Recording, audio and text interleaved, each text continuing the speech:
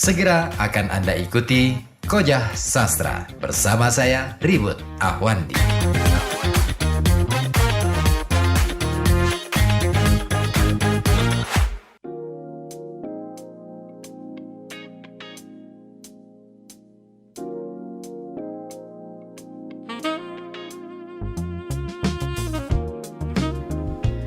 Assalamualaikum warahmatullahi wabarakatuh. Dari kawasan Kerinci 7 FM 91,2 Radio Kota Batik News Interaktif Solutif hadir kembali untuk Anda. Kali ini malam Jumat ya, seperti biasa ada Kojah Sastra yang dikawal setia bersama saya Ribut Ahwandi. Dan Anda kawan, bagaimana kabarnya malam hari ini? Sehat ya selalu semoga aja, dan semoga aja selalu berbahagia tentunya. Ya, malam hari ini saya ingin mengajak Anda untuk sedikit mengupas atau mengulas salah satu tulisan dari senior saya, Radar Pancadhana. Nah, kalau kita coba ulik sebentar ya tentang kepribadian dari Radar Pancadhana. Radar Pancadhana ini lahir di Jakarta 26 Maret 1965 dan baru bulan April kemarin ya, tepatnya pada tanggal 22 beliau meninggal dunia. Nah, beliau adalah sastrawan sekaligus budayawan berkebangsaan Indonesia. Nama beliau cukup dikenal, bahkan sangat dikenal melalui karya-karyanya dalam bentuk esai sastra, cerita pendek dan juga puisi yang dipublikasikan di sejumlah surat kabar Indonesia. Nah, dia juga aktif menjadi pembicara dalam diskusi, seminar maupun talk show di televisi. Dan dia menyelesaikan program S1 jurusan Sosiologi di Fakultas Ilmu Sosial dan Ilmu Politik Universitas Indonesia pada tahun 1993. Kemudian melanjutkan studi lagi di École des Hautes Études and Sciences Sociales di Paris ya, di Paris Prancis 2001, serta dia juga mendirikan Perhimpunan Pengarang Indonesia dan juga berjuluk sebagai Presiden Federasi Teater Indonesia yang masih menjabat pada saat ini. Nah, dan tahun 2019 yang lalu Radar juga dipercaya sebagai oleh Komisi Pemilihan Umum untuk menjadi salah satu panel debat cawapres ketiga bersama Rektor Universitas Syekh Kuala, Samsul Riza, juga Rektor Universitas Hasanuddin, Dwi Aristina Pulubuhu, dan juga Direktur Eksekutif Migrant Care Anis Hidayah. Nah, minatnya dalam bidang menulis ternyata sudah terlihat sejak umur 5 tahun, kawan. Nah, saat dirinya sering tidak pulang ke rumah dan biasanya ditemukan di kawasan Bulungan sedang melihat teater. Nah, kepewahan dalam bidang sastra dan tulis menulis ini kemudian membawanya menjadi seorang cerpenis serta reporter lepas di majalah remaja, waktu itu namanya Zaman. Dan saat itu ia sangat giat mengirimkan karya-karyanya di berbagai rubrik majalah. Ia juga sering diminta mengisi kolom di rubrik olahraga, kebudayaan, pendidikan, berita kriminalitas, serta hukum. Ya, tokoh yang satu ini semasa kecil sering memberontak dan tidak mengikuti aturan yang ada, baik itu di sekolah maupun di rumah.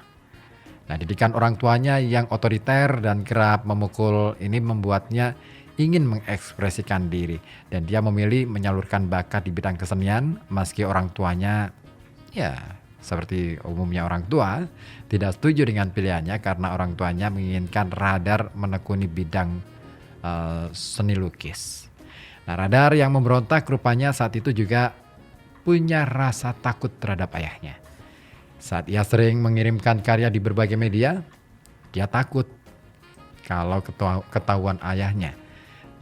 Sehingga ia sering menggunakan nama samaran Reza Mertafilini yang mengibarkan namanya melalui dunia jurnalistik.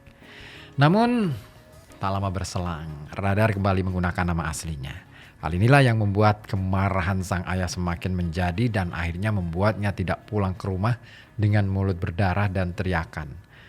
Tidak ada demokrasi di sini katanya. Saat itu ia duduk di kelas 2 SMP dan saat ia bekerja sebagai wartawan lepas di majalah Hai. Nah, perjuangan dalam menunjukkan eksistensinya dalam dunia tulis menulis dan sastra. Pada orang tuanya banyak menemui jalan terjal sampai akhirnya namanya banyak dikenal orang dan membuatnya meraih penghargaan Paramadina Award pada tahun 2005. Tidak hanya itu, faktor kesehatan yang nyatanya sangat mengganggu kegiatannya rupanya tak mampu membendung semangat berkaryanya. Luar biasa. Ya, itulah sekilas tentang tokoh kita Radar Pancadhana, yang malam hari ini salah satu karya esainya akan saya ulas bersama Anda. Judulnya Sastra Manusia yang Teralienasi Bahasa. Seperti apa esainya? Saya akan bacakan untuk Anda. Tadinya saya ingin juga, sebenarnya saya sih menanti ya, ada kawan yang lain barangkali ingin bergabung ya. Baik itu di 08554209112 ataupun 424474 mungkin ingin bacakan puisi barangkali silahkan saja.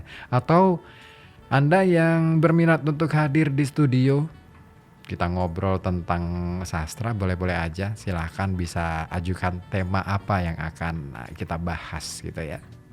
Serta mungkin ingin unjuk kebolehan dalam bidang sastra di sini juga boleh hadir di studio. Saya tunggu. Atau barangkali yang punya buku ya, baru menerbitkan buku, misalkan novel, kumpulan puisi, kumpulan cerpen, boleh-boleh aja datang ke sini untuk ya sedikit berbagi pengalaman tentang bagaimana sih menulis gitu ya. Silakan. Oke. Dan malam hari ini saya ingin menghadirkan satu dulu nih pembacaan puisi supaya kita semangat gitu ya. Oke, kita simak bareng-bareng.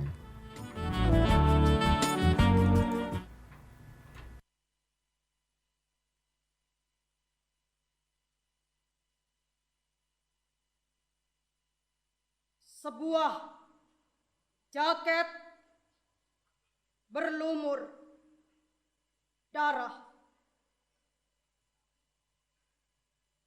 Karya Taufik Ismail.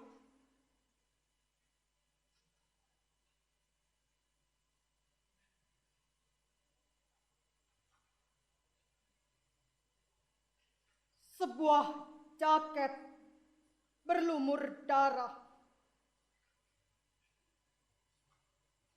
Kami semua telah menatapmu.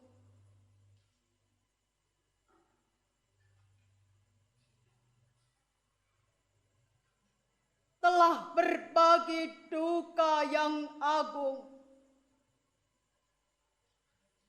dalam kepedihan bertahun-tahun.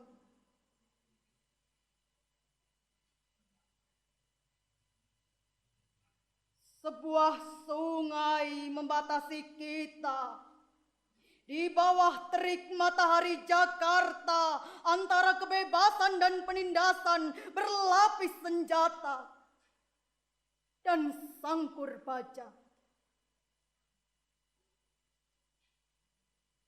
Akan mundurkah kita sekarang? Seraya mengucapkan selamat tinggal perjuangan, berikrar setia kepada tirani, dan mengenakan baju kebesaran sang pelayan?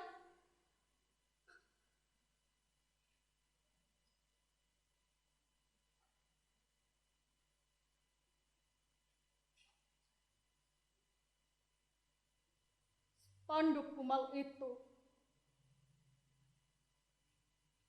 ya, spanduk itu, kami semua telah menatapmu, dan di atas bangunan-bangunan menunduk bendera setengah tiang.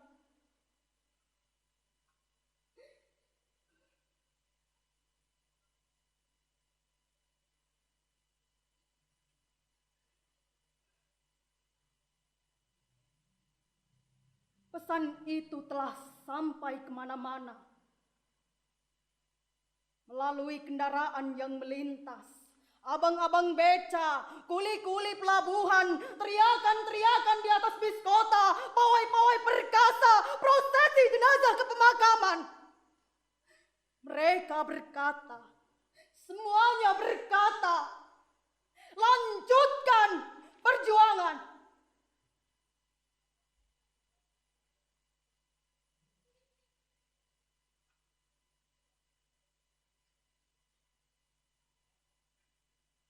Seribu 966.